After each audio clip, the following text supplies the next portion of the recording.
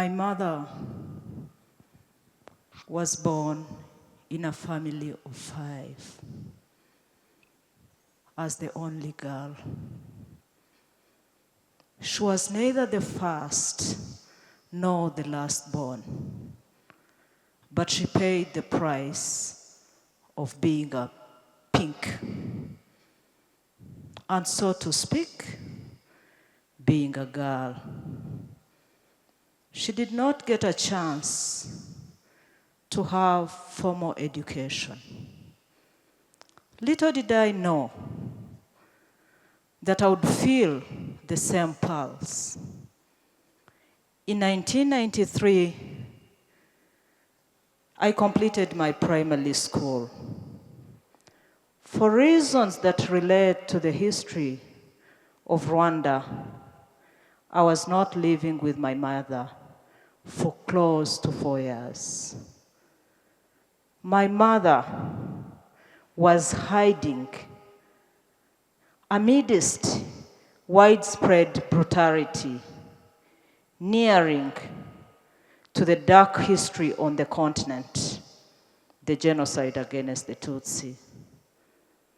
I had passed with flying colors, but I could not proceed. And the question was, why me? Because I was a girl. I was told I had to take care of my brother's siblings. I was not the most energetic if it meant carrying them on the back. I was not trained to help them establish a bedtime routine and fall asleep independently. I did not know how to cook, but I cooked for my brothers. I washed their clothes. I fetched water. And simply because of the gender-biased social norms. Our societies have made progress in Rwanda and beyond. Rwanda is one of the countries that has made deliberate choices towards gender parity in education. Adopting the girls' education policy and education for all. Establishing early childhood development centers. And establishing the school feeding programs. But also rolling out safe spaces for girls and private rooms for girls across the country. Despite such progress made in Rwanda and in other countries,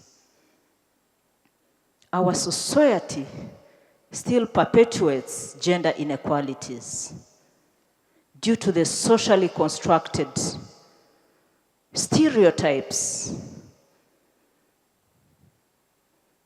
Today, in Rwanda alone, 11.9% of girls drop out of schools. In Rwanda, girls represented in science, technology, engineering, and mathematics are still low, at the rate of 47.7% compared to 52.3% of boys. And you know what? Globally, more than 25% of women are in science, engineering, and ICT-related jobs, only 25%. Friends, our societies continue to perpetuate gender inequalities. Today, societal taboos around sexual and reproductive health and rights still exist. Discussing aspects around menstruation remains an issue. We ought to do something.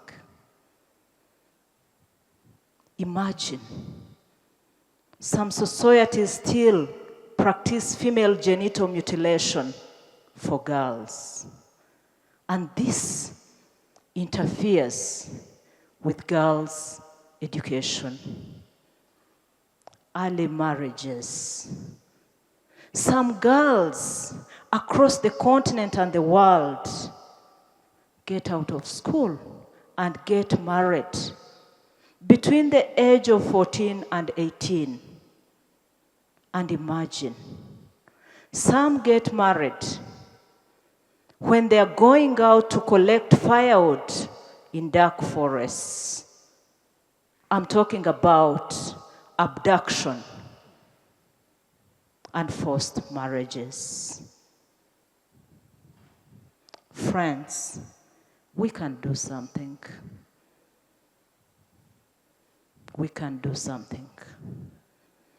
Today, there are women out here that are in boardrooms and other decision-making platforms because of the education they've received, and they've chosen to be on the table, not on the menu. I was lucky. After 1 year, I went back to school. Thanks to my parents, and thanks to everyone who put in a hand and educated my parents as well. Today, I stand here as a proud mother. Today, much can be done by others like my mother and my father.